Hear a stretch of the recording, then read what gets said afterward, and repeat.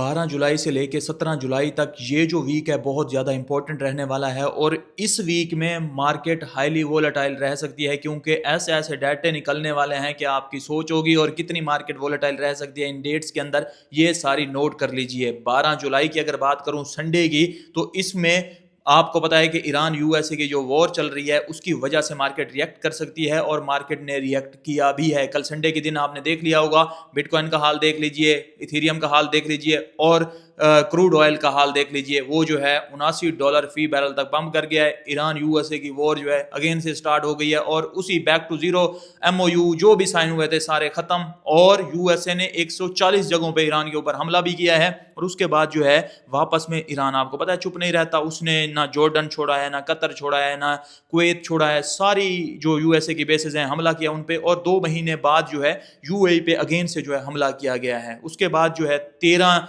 जुलाई पे आ जाइए, 13 जुलाई को क्लैरिटी एक्ट पे वोटिंग होने जा रही है सेनेट फ्लोर पे और बहुत इंपॉर्टेंट डेट ये हो सकती है। आपको पता है कि क्लैरिटी एक्ट की जो है कितनी अहमियत है।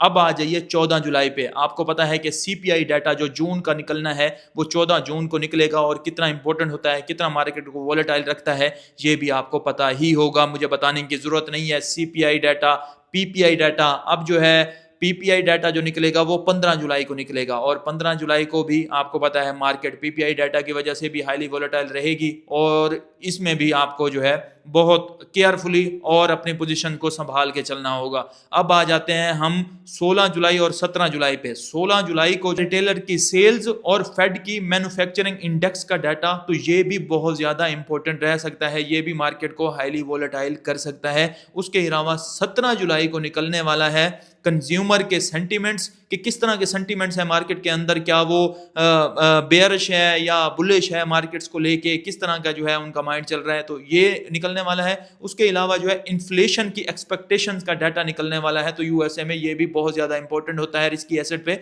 बहुत ज्यादा इफेक्ट करता है। ये सारे डेट नोट कर लीजिए, इसमें मार्केट हाईली वोलेटाइल रहेगी और आपने अपने आप को संभाल के चलना है। लेकिन ट्रंप का देखिए, इन सब के बावजूद मार्केट वोलेटाइल रहे, उसने ट्विटर पे लोगों को लड़वाया हुआ है, जमीन पे लड़वाया हुआ है, उसने समंदर के अंदर लड़वाया हुआ है, हर जगह जो है लोग लड़ रहे हैं, लेकिन फिर भी ट्रंप साहब के पैसे बन रहे हैं। $1.4 बिलियन का प्रॉफिट जो है उसने एक साल के अंदर बनाया है क्रिप्टो से। और कॉइन बेस जो वहां की जो है आप यूएसए की कह सकते हैं कि सबसे जो बड़ी कंपनी है क्रिप्टो को लेके, उसने भी $1.2 बिलियन का सिर्फ प्रॉफिट बनाया है। तो बड़ी बड़ी यूएसए की कंपनीज वो भी ट्रंप के आसपास नहीं आ रही। क्रिप्टो में प्रॉफिट बनाने के लिए जो है ट्रंप साहब जो है इतनी एफर्ट कर रहे हैं कि वो दुनिया भर को चाहे लड़ाए हुए हैं, लेकिन बड़ी बड़ी कंपनीज जो है ट्रंप के करीब भी नहीं आ पा रही कि ट्रंप जितना प्रॉफिट बना सकें वो क्रिप्टो से। और ट्रंप का $1.4 बिलियन, कॉइन बेस का $1.2 बिलियन, इसी से अंदाजा लगा लें कि ट्रंप इतना बड़ा ट्रेडर बन चुका है कि कोई और ट्रेडर